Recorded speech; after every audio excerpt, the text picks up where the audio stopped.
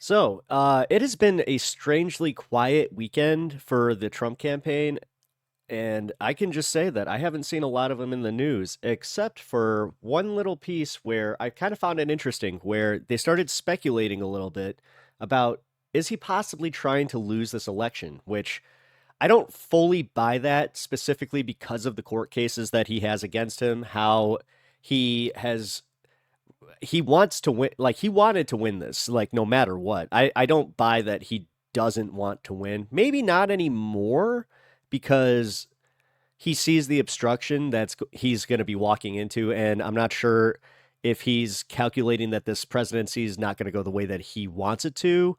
Because like the Project 2025 stuff really does hurt him a lot.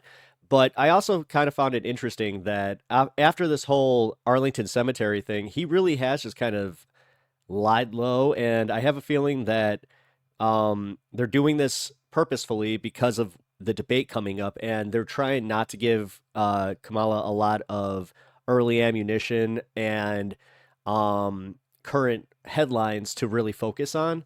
So, especially after the Arlington Cemetery debacle, because I don't care how much they try to spin it, that did not look good for the Trump campaign. Once the army did formally come out and say that what he did was egregious and that it was totally out of line, I think that a lot of veterans also kind of like they'll do the thing where, yeah, I still like Trump, but you know what? That was kind of messed up what he did with the veterans. I'm still gonna vote for the guy, but you know what? I really don't agree with what he did with the veterans. And then you do have the independents that are going, you know what? Nah, nah. And on top of it, we're starting to see a correction in the markets. Prices are going down. I've noticed that just with my last grocery trip. I'm hoping that America overall starts catching on to that, where they don't buy into this inflation narrative as much as they have, because I still think that it's completely despicable that they interview so many just regular Americans, and each of these people are saying the same thing, where when questioned, they're just like, oh, no, things are good for me, but I still think that the economy is not doing well from what I'm hearing and just from other people, which, hmm, it's kind of weird where it's like, oh, it's all conjecture? Odd. Maybe, perhaps, just perhaps, they're pushing this narrative so it gets you used to paying higher, uh, prices for goods. But hey, what do I know? Anyway, somebody who I used to watch him a lot, David Pakman. He's good. He's a good broadcaster. However, I've just been kind of turned off of his program a little bit more and more, just because he really is the most disingenuous person on the left, in my opinion. Where I think that I'm not going to go as far as to call him a grifter, because he's not. Like, I do think he believes in his politics. However, I think that he's doing it specifically just because he found his corner and his niche on the internet, and now that like the far left has kind of abandoned him, he's just gone full centrist, which I've even done a little bit myself. I'm not going to pretend that I haven't gone, farther center the older I get, which that does hurt a little bit to just be like, hey, you know what? Some people were a little bit right. But anyway, let's take a look and see what he has to say about what Donald Trump is doing and saying. I want to raise a question and have us think about it a little bit. Is Donald Trump trying to lose the election? In a few minutes, we're going to talk about the supposed restarting of Trump's campaign. It's crazy to be in a situation in almost First off, just going to say, I dig the glasses. September where you have to restart a presidential campaign. But put that aside for a moment. Is it possible that Trump just doesn't want to do this, but for ego and narcissism reasons, he can't just say, hey, you know what, I'm dropping out or whatever. So he's kind of just trying to lose. The Independent has an interesting article. Trump aides desperately trying to stop him golfing and focus on the election, as critics say he's, quote, a critic says he's lost his mojo. Hey, for a Trump sycophant to say that. This article, as I'm sure you can imagine, outlines how Donald Trump seems to be phoning it in. He's running a low energy campaign. It's undisciplined. Just from what I've seen in the clips that I've seen personally, even like the ones that I'll passively kind of see on the news, he just does seem very low energy. He's kind of just, you know what? I just kind of tired. I thought that I had this in the bag. I thought that I didn't have to work so hard, but now I'm getting a little sleepy. Age is catching up to me a little bit, but it's okay. Sorry, I don't know where I was going with that Trump impression. Jeez. The few rallies he's holding often end up being in places where he's going to win easily, like Montana. It just doesn't make any sense. We should at least consider that Personally, I did think that was odd. Especially during the DNC, like the places he was campaigning, he didn't need to go to. Donald Trump is miserable and sees the threat that Kamala Harris poses to him. Although, sorry, I keep interrupting him. I did see this morning. So usually in my newsfeed, I'll look and just kind of be like, how many Donald Trump stories are we focusing on this morning? 0. Goose egg. None.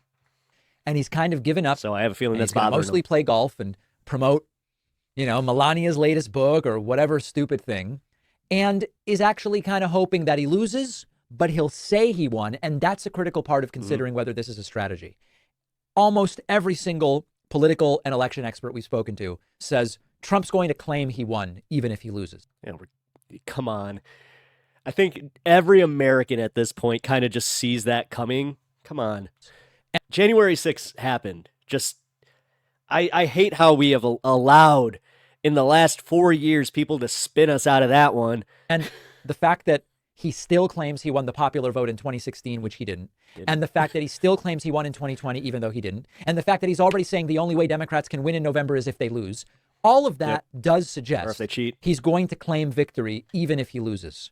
So maybe the face-saving way to be able to spend his remaining years playing golf at Bedminster and Mar-a-Lago rather than mired in political muck at the White House is to stay in this thing, but not really campaign and just let Kamala Harris defeat him. That's the premise that I raised to you here.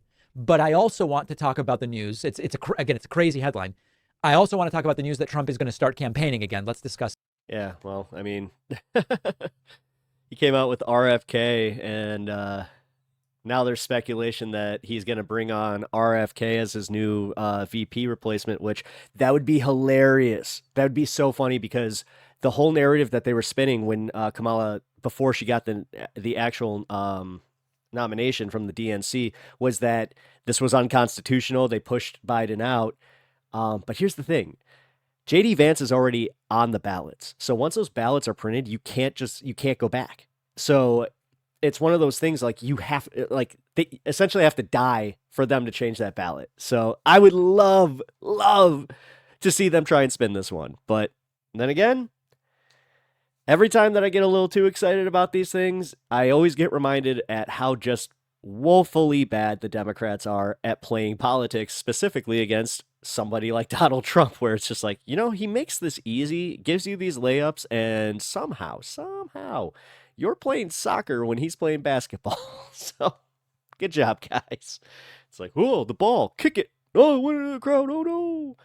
Well, I do think that, personally, I don't think he's trying to lose this election purposefully. But you know what? Pakman brought up some pretty decent points, and it does kind of make you think, like, the guy is, about to turn 80, or has he already turned 80? I don't know.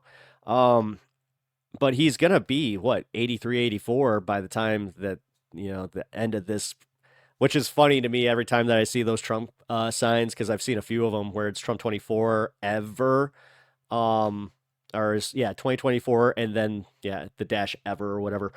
That's kind of weird to think about when, he's pretty much almost dead himself. Let's call it like I sees it. Just because he has a little bit more energy than Joe Biden doesn't mean that he's any, less close to the grave. So if you guys really do think that, the dynasty thing, like, the Trump children, like, you guys are freaking weird. Like, and I'm going to bring that one back apparently because they just kind of forgot about it. But yeah, you are. You're freaking weird. And you're anti-American if you honestly want a dictator and then turn it into a monarchy. You know that we did this whole thing where we left an entire country and formed this country just so we didn't have that. And I love how the ones that are all into this idea are the like super constitutionalists, 1776ers. Like you guys are just American cosplayers at this point. And then you go around calling everybody else comrade, where it's like, yeah, except you're the one who's kind of going for that whole, hey, we want a dictator strongman. Yeah, yeah. Well, okay. Yeah. All right. Well, you know the deal. I'm going to leave it there.